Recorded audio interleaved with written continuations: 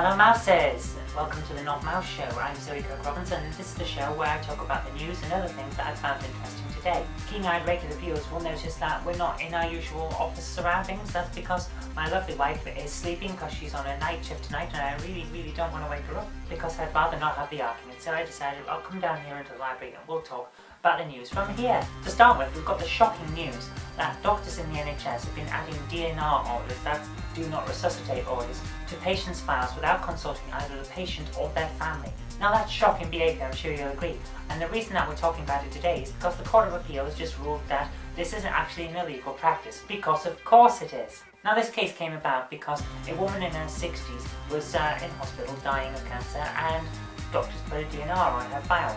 Now, her family found out about this and complained to the doctors. The doctors finally relented and took the DNR off her file, although it should be pointed out that later on a second one was added with the consent of the family. Did she agree to? I'm not actually sure. A lot of news reports have been mentioning this and unfortunately they're a little bit vague on whether it was just the family that agreed or whether the patient agreed as well.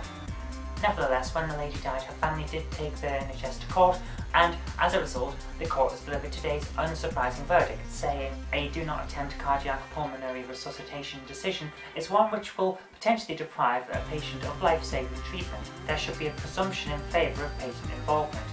There needs to be convincing reasons not to involve the patient.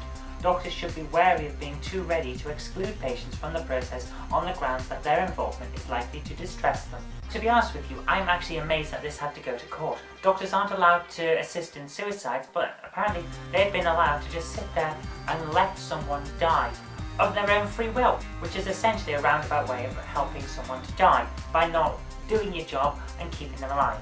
You can't have it both ways. I'd be very happy to have a situation where people can allow assisted euthanasia. That's perfectly fine under certain circumstances. I can understand why it would be necessary and why people would want it.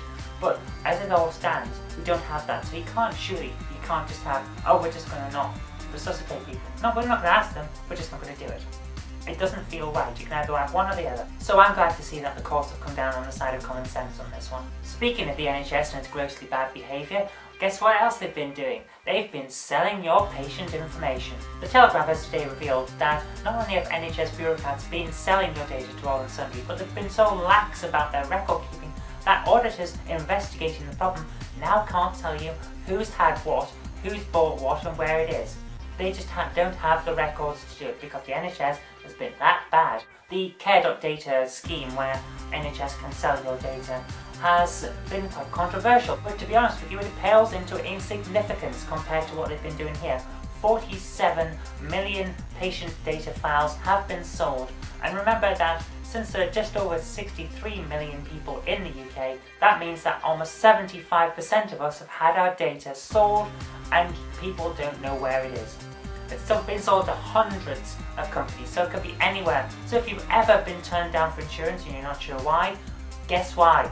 The only good thing about this data lapse, if you can call it a good thing at all, is that in most cases the data doesn't contain a name or identifying materials, but it's not true in all cases. In some cases you can find that you can just work out who the person is that the data is talking about by all of the information that's provided. So chances are people have been identified from this information, which is an incredible violation of your right to privacy and a huge lapse in data protection. So I have to say, I really hope someone ends up getting fired over this because this should never have been allowed to happen. Finally, we can't make a video without talking about the problems that are going on in Iraq. The ISIS militia is moving closer and closer to Baghdad. There are now lots of groups in Iraq who are signing up to say, we will defend Iraq. People in Iran are now signing up saying, we will defend Iraq. These two countries don't like each other, but people in those countries are coming together to try and sort out the problem that we have caused. So this is Bush and Blair's mess. We've now got to send troops back in, and thankfully Obama is now saying that he is considering sending troops in. It's not a huge amount, but it will be something to help. And we've got to sort this out. Expect to be in this for a long haul. This isn't something that's going to go away overnight. We've got to be there until the problem that we've caused is sorted out. Anyway, that's all the information I've got on that one. There's not a huge amount available right now. So what you're getting is coming from here, there and everywhere, and people are piecing it together and that's fine, but it's not 100% accurate information just yet. So whatever information comes out, I'll keep you up to date in the next video and the videos after that. But anyway, thank you very much for watching. I hope you did like this, and if you did, remember to click the like button, share it with your friends so that they can see what's been going on in the world as well, and do subscribe for future videos because there will be more in the future. But until next time, I've been Kirk-Robinson, you've been watching the Nobmouse Show, and I'll see you tomorrow.